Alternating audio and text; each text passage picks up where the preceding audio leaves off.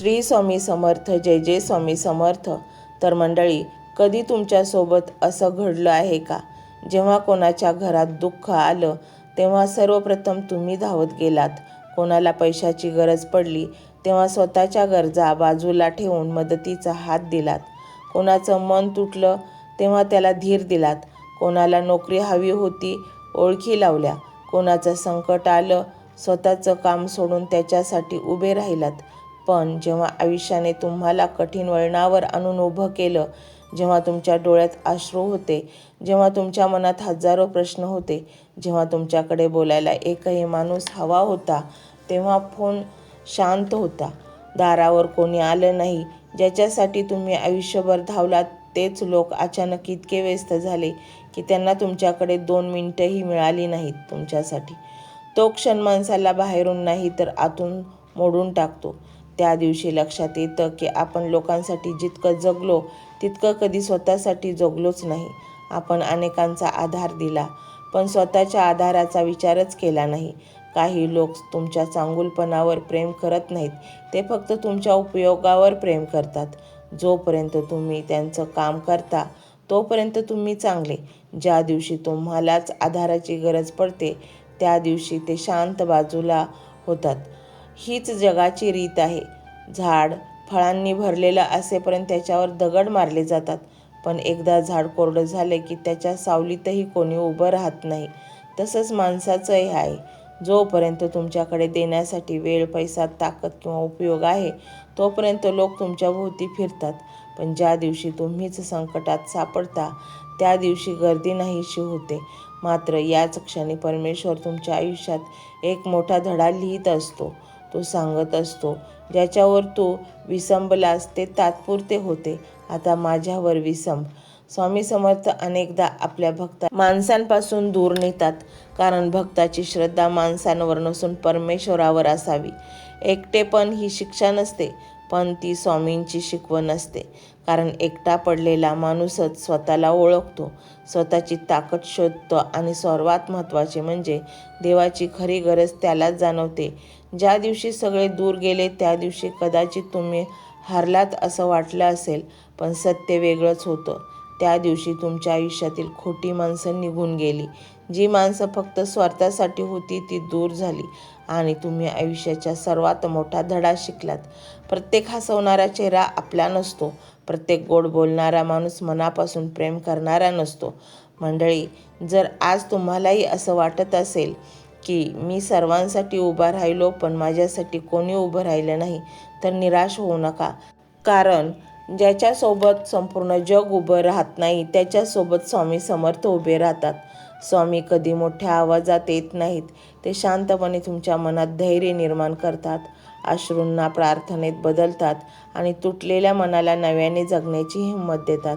आजपासून एक निर्णय घ्या, मदत करायची पण स्वतःला विसरून नाही, प्रेम करायचं पण स्वतःचा स्वाभिमान गमावून नाही, लोकांसाठी जगायचं पण स्वतःचं आयुष्य संपवून नाही. आणि सर्वात महत्त्वाचं, तुमचा सर्वात मोठा आधार कोणताही माणूस नसावा, तो आधार फक्त आणि फक्त स्वामी समर्थ असावेत. कारण माणसं वेळेनुसार बदलतात, परिस्थिती बदलते, नाती बदलतात, पण स्वामींची कृपा कधी बदलत नाही. आज जर तुम्ही एकटे असाल तर घाबरू नका. कदाचित स्वामी तुमच्यासाठी अशी वाट तयार करत असतील जिथे गर्दी नसेल पण समाधान असेल, स्वार्थी माणसं नसतील पण खरी माणसं असतील, दुःख असेल पण त्यातून जन्मलेलं सामर्थ्यही असेल. लक्षात ठेवा, ज्याला जगाने एकटे सोडले त्याचा हात अनेकदा स्वामी समर्थांनी स्वतः धरलेला असतो. विश्वास ठेवा, तुमच्या अश्रूंची किंमत स्वामींना माहीत आहे. तुमच्या वेदनेचा आवाज त्यांच्यापर्यंत आधीच पोहोचलेला आहे. योग्य वेळ आली की ते तुमच्या आयुष्यात अशी पहाट आणतील की आजचा हा काळोख फक्त एक आठवण बनून राहील. मंत्र मोबाईलवर लावायचा आहे, डोळे घट्ट मिटून घ्यायचे आहेत, डोळ्यांसमोर स्वामींची मूर्ती आणायची आहे आणि स्वामींना प्रार्थना करायची आहे. हे स्वामी महाराजा, माझे हे संकट दूर कर, माझी ही इच्छा पूर्ण कर, माझे कुटुंब सुखासमाधानाने राहू देत. मंडळी, स्वामी हे भक्तवत्सल आहेत. ते भक्तांवर खूप प्रेम करतात. त्यांनी आपल्या भक्तांना बाळ मानलेले आहे आणि आई बाळाची इच्छा तर पूर्ण करणारच. त्यामुळे स्वामी तुम्हाला नक्कीच मदत करतील. मंडळी, एवढं सगळं करायला अर्धा मिनिट खूप झाला आणि एवढा वेळ तर तुमच्याकडे असेलच. बाकीचा सर्व व्हिडिओ तुम्ही मोबाईलवर सोडून द्या, तो त्याची पॉझिटिव्हिटी पसरवत राहील. तुम्ही दैनंदिनी कामं करता करता त्या मंत्राचे श्रवण करा आणि मनातल्या मनात जप देखील करा. फायदा नक्कीच होईल. ही डिजिटल सेवा आहे. आज या व्हिडिओच्या माध्यमातून स्वामींचे विचार तुमच्यापर्यंत पोहोचले आहेत. जर तुम्हाला मनापासून वाटत असेल की या विचारांनी तुमच्या मनाला उभारी दिली आहे, तुम्हाला जगण्याचे बळ दिले आहे, तर तुम्ही सुद्धा या ज्ञान यज्ञात आपली समिधा अर्पण करू शकता. पूर्वी लोक मंदिरात जाऊन दानपेटीमध्ये गुप्तदान करत असत, कारण गुप्तदानाचे फळ अनंत असते. आजच्या युगात व्हिडिओच्या खाली जे सुपर थँक्सचे बटन आहे ते एका डिजिटल दानपेटी सारखेच आहे. जर तुमची इच्छा असेल आणि तुमची परिस्थिती असेल तर यथाशक्ती, मग ती रक्कम कितीही छोटी असो वा मोठी, तुम्ही या सुपर थँक्सच्या माध्यमातून स्वामींच्या कार्यासाठी अर्पण करू शकता. हे पैसे कोणाच्या वैयक्तिक फायद्यासाठी नाही, तर हे विचार, ही सकारात्मक ऊर्जा अशाच लाखो दुःखी लोकांपर्यंत पोहोचवण्यासाठी वापरली जातील. लक्षात ठेवा, सक्ती नाही तर भक्ती महत्वाची आहे.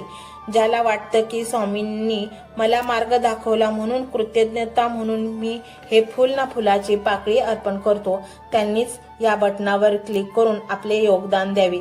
तुमची ही छोटीशी मदत कोणाचे तरी आयुष्य बदलणाऱ्या व्हिडिओच्या निर्मितीसाठी मोलाचे ठरेल. तसेच या व्हिडिओला लाईक करणे म्हणजे केवळ एक बटन दाबणे नव्हे, तर या सकारात्मक ऊर्जेला दुजोरा देणे आहे.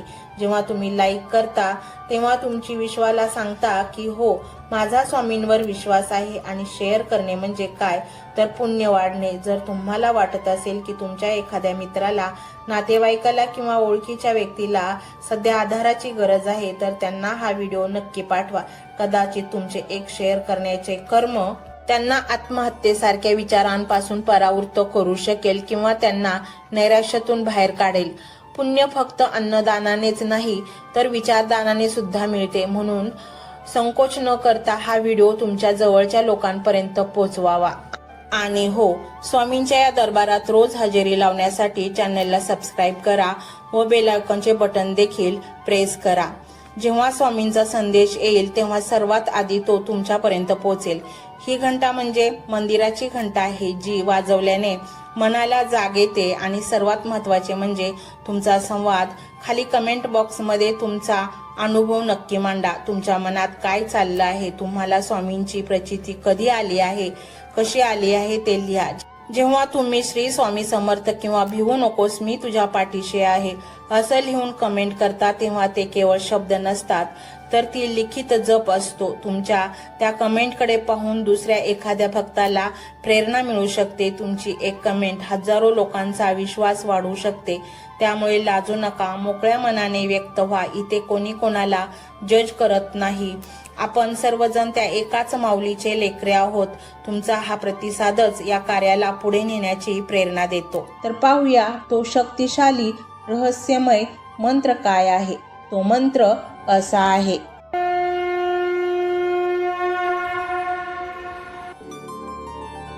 ओम श्री स्वामी समर्थाय धनप्राप्तेय नमः.